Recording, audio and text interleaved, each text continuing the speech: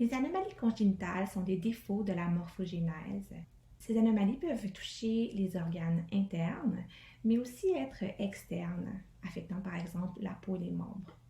Quoiqu'une anomalie congénitale est présente par définition dès la naissance, elle peut être détectée à différents moments. Premièrement, à l'échographie morphologique de 20 semaines.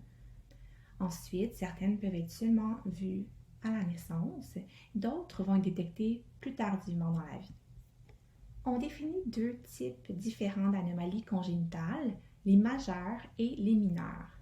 Une anomalie majeure est plus sévère et nécessite habituellement une intervention, souvent chirurgicale. Les anomalies mineures, elles, sont moins sévères et ne nécessitent habituellement pas de traitement ou de correction. Une anomalie majeure interfère avec la viabilité, la qualité de vie et le bien-être physique de l'individu, alors qu'une anomalie mineure est sans conséquences médicales ou cosmétiques importantes. Les anomalies majeures sont détectées chez environ 3% des nouveau-nés, alors que les anomalies mineures sont plus fréquentes, soit détectées chez environ 14 à 15% des nouveau-nés. Lorsqu'une anomalie mineure est isolée, c'est peu évocateur d'une condition spécifique, donc c'est une trouvaille non spécifique et commune. Toutefois, plus on a d'anomalies mineures chez un enfant, cela devient plus suspect d'un syndrome sous-jacent et parfois, la combinaison d'anomalies peut nous pousser vers un diagnostic. On distingue les anomalies qui sont dites génétiques des anomalies environnementales. Dans les anomalies génétiques, on a différents mécanismes, le premier étant les anomalies chromosomiques. Un exemple serait la trisomie 13, une condition associée à de multiples malformations congénitales.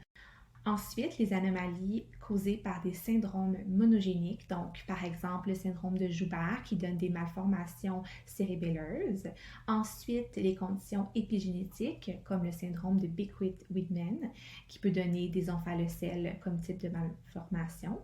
Finalement, nous avons les anomalies causées par des conditions métaboliques qui sont aussi des anomalies monogéniques. Un exemple de cela serait le déficit en PDH qui cause des agénésies du corps calleux. Il est important de distinguer les différents mécanismes génétiques sous-jacents car des tests différents sont utilisés pour détecter chacune de ces conditions. Ensuite, on a les causes environnementales, donc on parle souvent à ce moment-là des tératogènes, et finalement, les causes multifactorielles, donc la combinaison de variants génétiques multiples avec des facteurs environnementaux.